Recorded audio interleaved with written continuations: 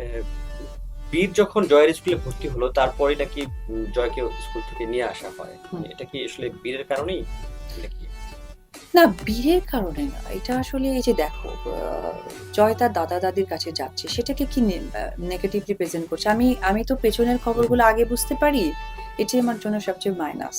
খেয়াল করে দেখো হুম, যে একটা রোজার মধ্যে বীরও গেছে, জয় তো আগে থেকেই ছিল। হুম, সেইটাকে ওই ব্যাখ্যা না দিয়ে একটা তো উনি কিন্তু এই ব্যাখ্যাটা দিতে পারতেন, কথাগুলো তো তার পাশ থেকে আসছে।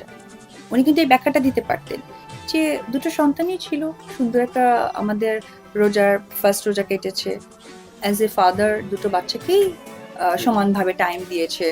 হয়তো সেক্ষেত্রে প্রশ্ন আসতে পারে যে দুটা মা কোথায় ছিল, তখন সে এটাকে অন্যভাবে ব্যাখ্যা দিতে পারতেন। উনি ডিরেক্ট কথা নাই বাচ্চা নাই, মানে ডিরেক্ট যাত্রাবাড়ি। তার মানে কি দাঁড়ালো যে আমরা দেখলাম যে ফ্যামিলি টাইম থেকে শুরু হলো, এখন এসে দাঁড়ালো কোয়ালিটি টাইম। সামনে কি আসবে? Business time. Business time.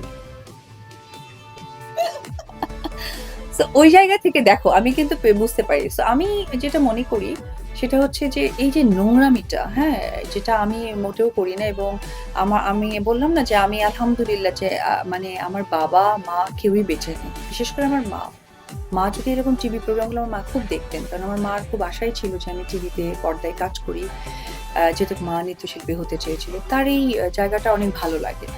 মা যদি দেখতেন যে আমি একটা টিভি প্রোগ্রামে এসে আমি আমার কাজের জায়গাটা বা অন্য জায়গাটা এক্সপ্লেন না করে ব্যক্তি জীবন নিয়ে। কোয়ালিটি টাইম নিয়ে, মানে কোয়ালিটি টাইম কিন্তু বাংলায় খুবই খারাপ ভাবে বোঝায়, হুম। তাই না? পার্সোনাল সময়। পার্সোনাল একটা সময়।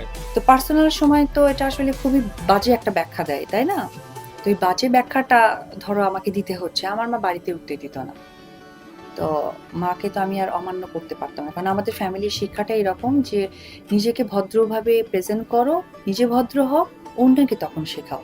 তুমি কার হাত ধরলে, কার সাথে ঘুরে বেড়ালে সেটা আমার জানার কোনো ইচ্ছে নাই। এমনকি হাজবেন্ড ওয়াইফ হোক বা বয়ফ্রেন্ড হোক, তাও তুমি সামনে দাঁড়িয়ে যে মর্যাদাটা তোমাকে শিক্ষা দেওয়া হয়েছে, যেটা আমাদের পারিবারিক শিক্ষা।